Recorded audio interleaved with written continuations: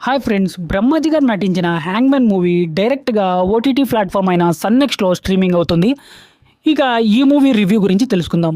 మ్యాటర్‌లోకి వెళ్ళబోయే ముందు మీరింకా నా ఛానల్‌ని సబ్స్క్రైబ్ చేసుకోనట్లయితే వెంటనే సబ్స్క్రైబ్ చేసేయండి. అలాగే పక్కనే ఉన్న బెల్ నోటిఫికేషన్‌ను ఆన్‌లో పెట్టేసుకోండి. ఇక కథ విషయానికొస్తే కథ మొత్తం ఉరిశిక్షను అమలు చేసే వ్యక్తి చుట్టూ తిరుగుతుంది. సమాజంలో అతనిని చాలామంది దూరం పెడతారు. తన పని కారణంగా అతను మానసికంగా కూడా ఎన్నో బాధలు అనుభవిస్తూ ఉంటాడు. ఇలాంటి సమయంలో అతని జీవితంలో ఒక ఊహించని సంఘటన జరుగుతుంది.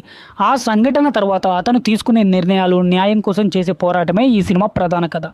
ఈ మూవీలోని యాక్టర్స్ పర్ఫార్మెన్స్ విషయానికి వస్తే సినిమాలో అందరికంటే ఎక్కువగా ఆకట్టుకునేది బ్రహ్మాజీ నటన. ఇప్పటి వరకు ఎక్కువ కామెడీ పాత్రలో చూసిన బ్రహ్మాజీని ఈ సినిమాలో పూర్తిగా భిన్నమైన ఎమోషనల్ క్యారెక్టర్లో కనిపిస్తారు. ఆయన ఎక్స్ప్రెషన్స్, బాధను చూపించే విధానం చాలా న్యాచురల్గా అనిపించింది. మిగతా నటీనటులు కూడా తమ పాత్రకు తగ్గట్టుగా నటించారు. ముఖ్యంగా ఫ్యామిలీ ఎమోషన్స్ ఉన్న సన్నివేశాల్లో బాగా కనెక్ట్ అవుతారు. ఇక టెక్నికల్ డిపార్ట్మెంట్కి వస్తే సినిమాటోగ్రఫీ చాలా నేచురల్గా ఉంది. బ్యాక్గ్రౌండ్ మ్యూజిక్ కొన్ని సీన్స్లో మంచి టెన్షన్ క్రియేట్ చేస్తుంది. ఎడిటింగ్ బాగానే ఉన్న ఫస్ట్ హాఫ్ మాత్రం కొంచెం స్లోగా అనిపిస్తుంది. డైరెక్టర్ ఒక కమర్షియల్ సినిమా కంటే ఎమోషన్స్కు ఎక్కువ ప్రాధాన్యం ఇచ్చినట్టు తెలుస్తుంది. ఇక ఈ మూవీలోని ప్లస్ అండ్ మైనస్ల గురించి మాట్లాడుకుందాం. ముందుగా ప్లస్ పాయింట్స్.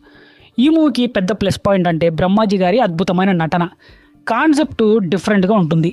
ఇక మైనస్ల గురించి మాట్లాడితే ఫస్ట్ హాఫ్ కొంచెం స్లోగా ఉంటుంది. కొన్ని సన్నివేశాల్లో బాగా ల్యాగ్ చేసినట్లు అనిపిస్తుంది. మాస్ కమర్షియల్ ఎంటర్టైన్మెంట్ ఆశించే వారికి ఇవి అంతగా నచ్చకపోవచ్చు. మీకు క్రైమ్ డ్రామాలు, స్లో బర్న్ థ్రిల్లర్స్, ఎమోషనల్ సినిమాలు నచ్చితే హ్యాంగ్‌మ్యాన్ ఒకసారి తప్పకుండా చూడొచ్చు.